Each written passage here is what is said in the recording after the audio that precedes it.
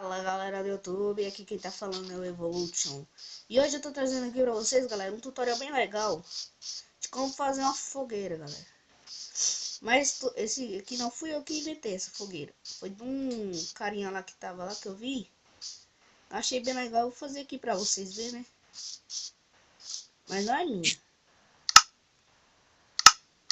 Calma aí, é assim, só vai precisar de uma tocha, põe ela aqui. Deixa eu ver se eu consigo lembrar. E pega aqui, ó. Vem aqui. Vem aqui e escolhe um barco. Aí vai pondo assim, ó.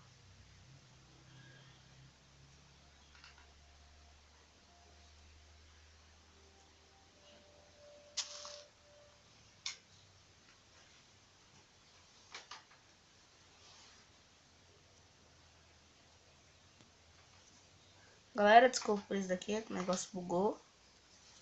Mas daqui a pouco volta aí, ó. Galera, ele vai ficar tipo assim, ó, saindo a fumacinha. Isso é bem legal. Tipo, deixa eu fazer com outros tipos de barco aqui. Vou fazer com esse, com esse. Pronto, você põe aqui do lado. Amarra aqui, põe aqui. Vou fazer com a branco. É o primeiro buga. Sim. E você vai fazendo assim até formar um círculo.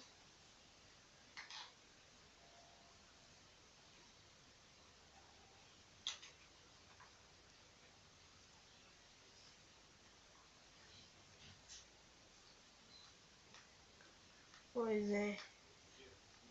Você vai fazendo isso aqui, ó. Até dar certo, galera. Ele vai ficar assim, redondinho. O outro aqui, ó. Sim. Sim. Sim. Sim. Sim. Assim. E assim. E assim, ó. Pra dar um enfeitezinho no teu mapa, né? Ó, ele fica bonitinho, galera. E o tutorial foi esse. Até